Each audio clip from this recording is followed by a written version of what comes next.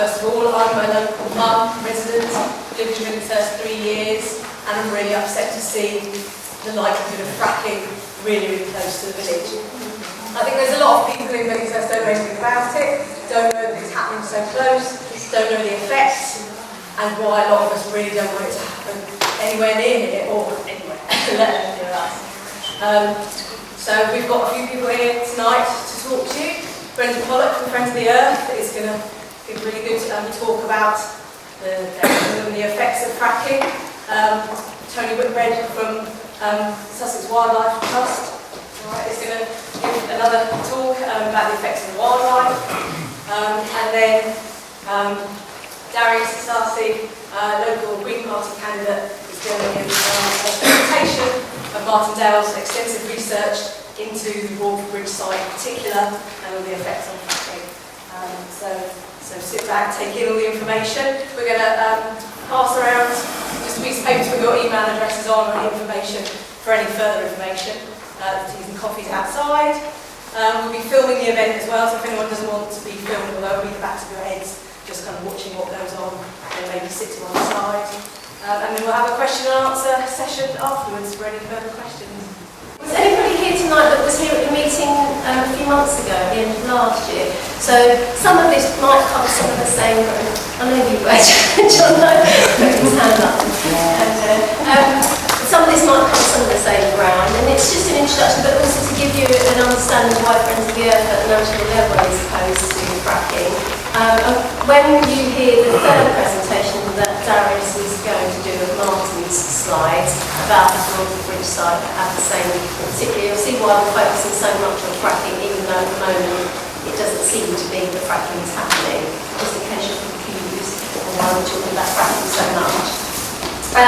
So we're coming from the point of view in Friends of the Earth as to whether oil or gas, and fracked oil or gas in particular, is the answer to our energy problems.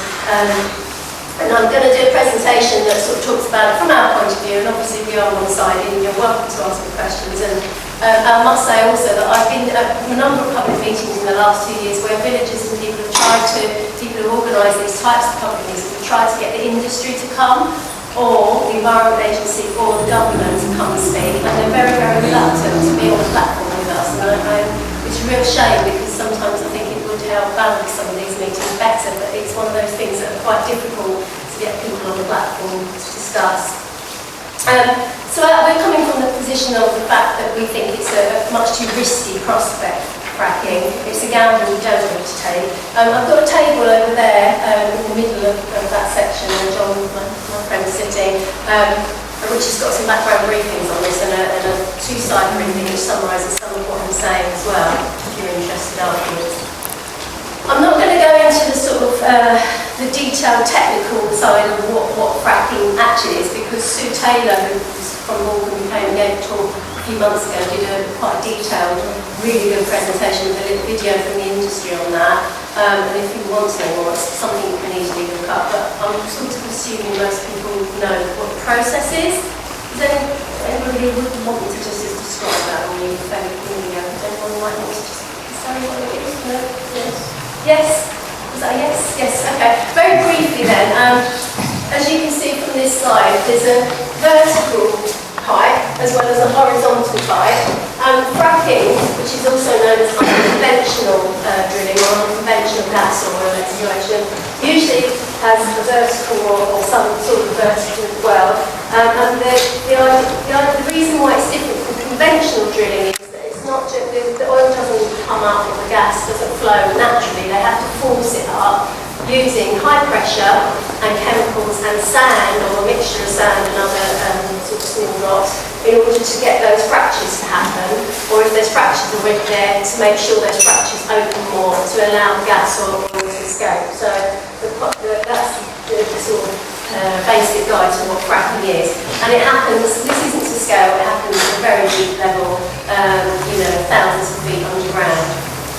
That's just, and so what are the potential problems of that? I mean, there are a lot of risks associated with any industrial activity. Oops, sorry. And the things that you've probably read about in the local papers, if you live in West Sussex, you're probably aware of this, having had Borkham, the sort of in the newspaper quite a lot in the last couple of years, as well as the applications in South Downs National Park and between the Green and Hertford. And basically that's to do with water contamination. There's risks of that. There's also risks to air contamination in terms of gas and pollutants in the air. More traffic, more noise, because it's very noisy to drill those very deep well bore holes. So those are the key ones at a local level that people are particularly concerned about. And for us at Friends of the Earth, and for many of you hopefully, another issue at the global level is climate change, and to do with the fact that you're actually bringing up from underground a fossil fuel that when you burn it emits CO2, carbon dioxide. This is just, I'm just going to quickly go through this map. So the government, the way that companies get permission to do any onshore drilling, whether it's conventional or unconventional, is through a strange and multi-layered process and system in this country. And the first part of the system is that the company has to be awarded a licence by the government, and they're like, it's like carving up Africa, you know, they'll get these square blocks, which are known as Petroleum Exploration Development Licenses, or PEDLs, or PEDLs, you might hear them called. And that's the licenses in, sorry, it's a bit blurry. Is it blurry to you? Sorry. Let me just look up, can we turn just these lights off at this end? Just so people can see. Oh, that's better. Okay. So the red squares are the existing licenses, and every few years the government will announce a new round of licensing. We're in the middle and waiting for the next round of licenses to be awarded. This is me zooming in a bit more in our area so you can see where those licenses are. It doesn't mean that actually any drilling or fracking is actually happening in those licenses, because then the company has to apply for planning permission and also environmental permits from the Environment Agency. So that's what I was saying about the multi-layer process. And then this map shows England and shows in this what's called the 14th round of licensing, where companies might be applying for licenses right now. They've all submitted bids and we're waiting to hear, and we think the government's waiting until after the election to announce where those will be. And I won't comment on that. What I'm going to do in this presentation in the next 10 minutes really is to look at 2 or 3 of the key things that supported the shale gas. And when I say shale gas, I also mean oil, which is what is now, we know, is more likely to be found under the Sussex Weald. What they're saying and why they think it's a really good idea to explore for this resource. And then I'm going to say what we think in Friends of the Earth and some other people here will agree with from the wider fracking campaign movement. So people like David Cameron and other ministers in the government believe that shale gas will cut energy bills, help tackle climate change, and be safe. There are 3 of the key arguments that politicians and the industry, in fact you could say either or because they say the same things most of the time. That's their arguments based on their own views of how this will work. So we're going to look at the first one first, about cutting energy bills, because obviously that is something that everybody is interested in, and if it were true and does happen, most people think that's a great idea. And we certainly would, because we campaigned for many years about fuel poverty, where people who can't afford to pay their bills are, excluded and marginalised in society. And David Cameron's view, and he said 2 or 3 years ago, you might have heard it, the government's position is that we want to go, quote, all out for shale, which it means that he is giving tax breaks to the oil and gas industry in order to encourage this new fracking techniques in the country. And he's saying we need to access the new technologies like unconventional gas that will help keep prices down. He said that very clearly. But if you look and do some research, it doesn't take very long to look, but if you look at financial market analysts, and what they're saying is the jury's out basically. I can't say it definitely will, but not that it definitely won't either. And this is from Deutsche Bank, who are not politically minded, they're mostly interested in money. And they say those waiting for a shale gas revolution outside the US will likely be disappointed in terms of both price and the speed of high volume production, that would maybe gas and oil can be achieved. We do not expect the impact of shale gas production on EU gas prices to be anywhere near as great as has been the case with US shale gas production, because as you'll probably have heard already, if you've looked into this at all, the reason the government and the industry are pushing this idea on us is that in the US prices did fall for shale gas because of the quantities they were producing and the mass way they were bringing up that shale gas. So the second thing is, and in fact one of the other things I would say is that also some of you might have heard that the chairman of Quadrilla, the company who was the chairman of Quadrilla, Brown, was also a cabinet advisor to the government. Yeah, I just paused there so you say that one in. Has said himself it's not necessarily going to reduce energy prices. So it's not just Friends of the Earth saying this, it's financial analysts and even the companies themselves don't necessarily argue that it will bring prices down, although the government and our Prime Minister seems to think it will. So the second argument, which might confuse you if you haven't heard it before, is that shale gas will help tackle climate change. And the argument by people that lead Quadrilla, Resources and other people are saying that it's because it's seen as a transition fuel. And they mean that before renewable energies can kick in and we can use more and more of those, that it's good to use gas because it's cleaner than coal. Because coal, as we know, is a fairly dirty fuel. We need to phase out our coal-fired power stations because they're not helping with climate change. So that's the argument from the government and the industry, and that it's cleaner than coal, although oil isn't as clean as gas, so bear that in mind. But the flaw in their argument is that that only works at a global level if the gas we produce, or the oil that comes up and is used, is replacing coal that would be burned in power stations here now. And the evidence from the United States is showing that during their shale gas boom, instead of replacing coal-fired power, they exported their coal, guess where, to Europe. So globally, we're still burning the coal and the gas. So that's not really helpful for climate change. And then the third thing to think about in terms of this challenge of climate change is methane leakages. On the table, Friends of the Earth stuff over there, you'll find a report called Drilling Without Fail, which is a summary of a lot of research around the world about wells and how much they fail, i.e. they crack and leak after time, quite some time, sometimes very soon after they're drilled. And industry figures are showing it's quite a high rate. And unconventional drilling shows a higher rate than conventional wells because they're under more pressure, they can leak. And methane, as you've probably heard, is a greenhouse gas, and it's actually hugely more potent than carbon dioxide. So those leakages don't add up to it being a transition fuel. And even if it's a bit like the water pipes as well, they can do whatever they like to try and make them as strong as possible. After a while, those boreholes will, the pipes will leak. So if you're interested in that report's a really good one to look at. This guy is John Ashton. Some of you might have heard of him. He's a special representative for climate change for the Foreign Secretary. So he's an international delegate at big climate talks around the world, and he's retired now. And he gives talks about climate change, and he actually spoke at a fracking rally outside Westminster in Parliament in January when the government was debating issues around fracking. And he is adamantly against fracking. He's an ex-diplomat, as I say. I don't know if he come out strongly one way or the other, diplomats. Obviously being retired, he can say what he thinks. And his view is you can be in favour of fixing the climate, or you can be in favour of exploiting shale gas, but you can't be in favour of both at the same time. Simple as that, and that is really the same as what we think in Friends of the Earth.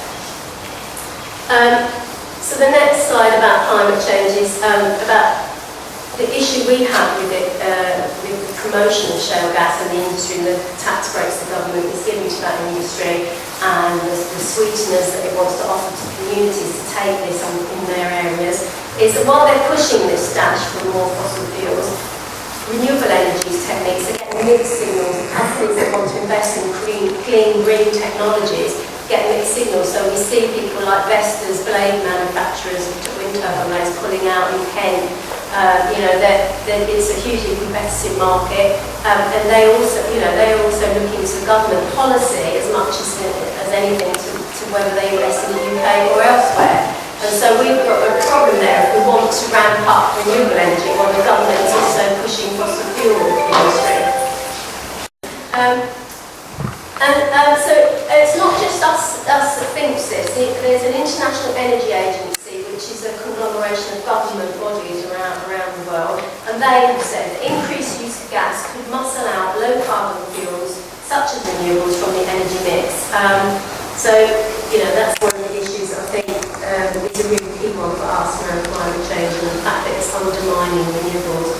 And as some of you may have heard about the fact that we already know that the known amount of reserves of carbon in the ground, basically in the form of gas or oil trapped underground, actually we know that 80% of that known reserve should not be being burned if we want to avoid dangerous warming above 2 degrees centigrade in the future.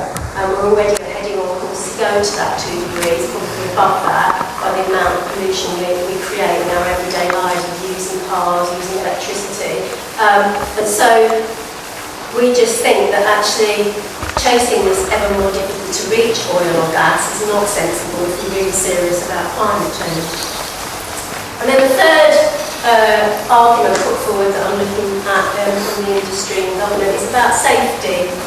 And there's a lot being said about anti-fracking campaigns being hysterical and emotional and not based on their arguments on sound science. And in fact, you could say that about what the government says sometimes, in our view. So the Royal Society did a report for government after there was a small earthquake in Lancashire 3 or 4 years ago now, to look at, is fracking industry safe? And their conclusion was the health, safety and environmental risks can be managed effectively in the UK as long as operational best practices are implemented and enforced through regulation. So it was a qualified okay, and that's when the government lifted what was a moratorium, a temporary ban on fracking after that incident happened in Lancashire. So the question is, regulation, is it good enough in our country? And certainly from overseas we're seeing that the regulatory systems don't necessarily work effectively from things that are reported in the press. And the main, I'm not going to go into this too much because I know Tony's going to talk a little bit about regulation as well and some examples, but we've done a report which I've got a summary of on the table about how the regulatory system works and how we think it's fairly weak, not strong enough in this country, even though the government think it is gold-plated.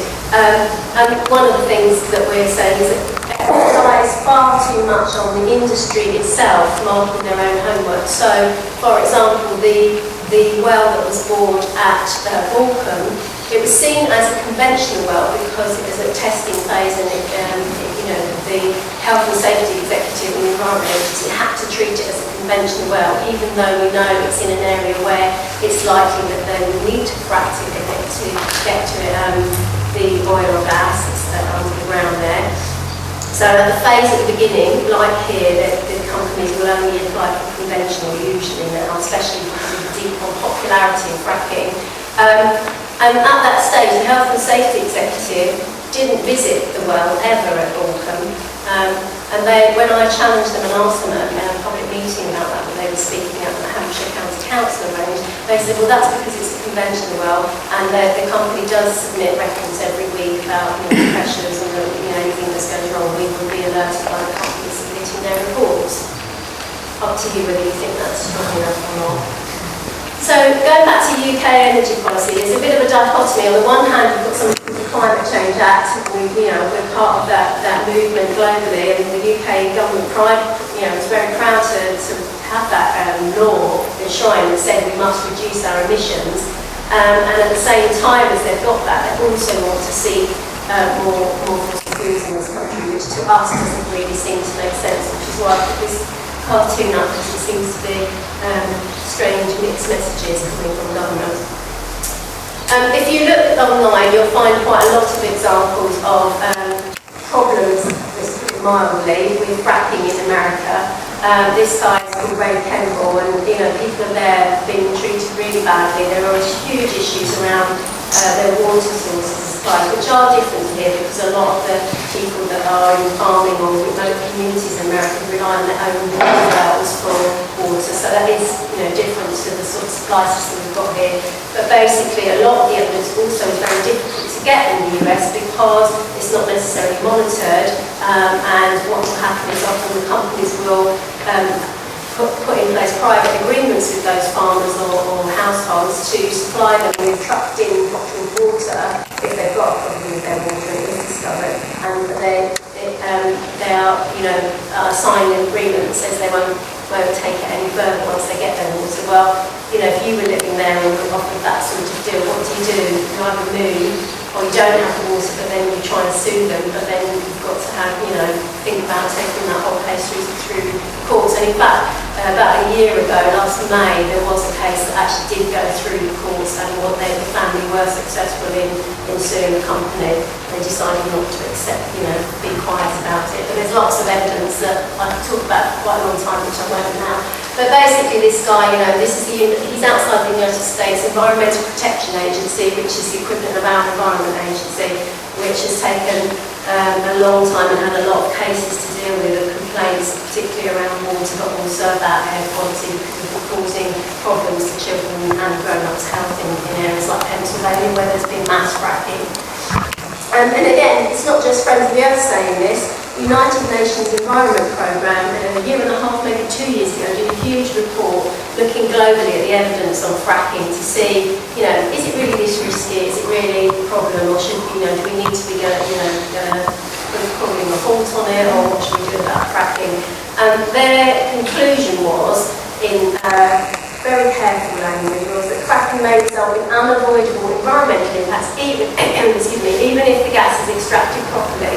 So that's if the regulatory system works, if the companies aren't cowboy companies just trying to make a fast buck, if they're doing everything right, if there still can be environmental impacts, and that's partly because of these methane leakages I was telling you about, which we really can't almost stop completely.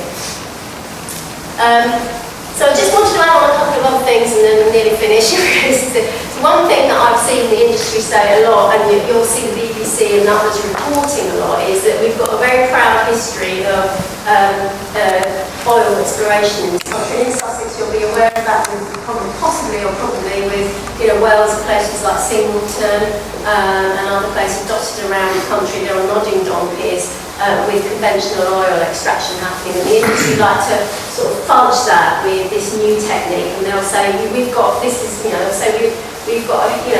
ancient history of 100 years of extracting oil very safely with no problems, which is mostly true, but doesn't account for unconventional exploration, which is what we're talking about when we talk about fracking.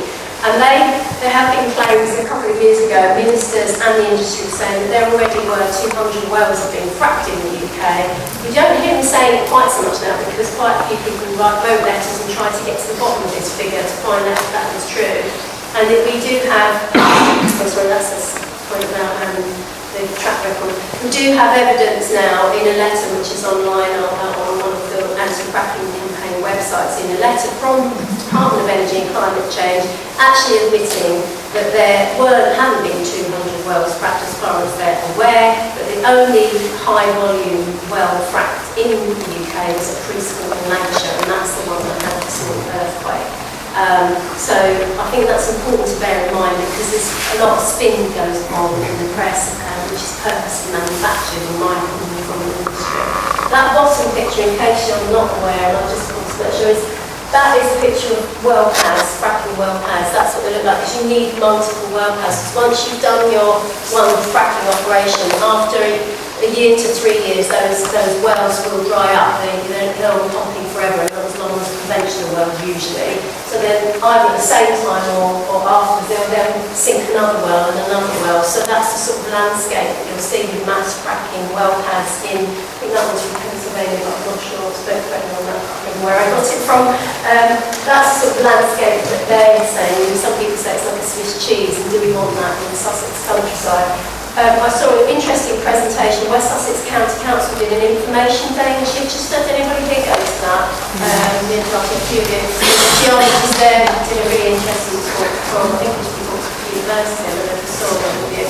But one thing he was showing was actually the companies are also looking at doing future technology. It's not necessarily having lots and lots of well pads, but having one big well pad, but then having loads more horizontal wells coming out of, one vertical well, rather than the picture I showed you, just one down and across. They'll have lots of horizontal wells coming out. And my feeling is, well, I can imagine why they want to do that, because there'll be a lot more unseen part to the process, which is good in terms of if you're worried about the landscape and visual impact of this sort of industry, but not so good if you're also worried about tremors, water pollution, etc., and not knowing what's going on underground.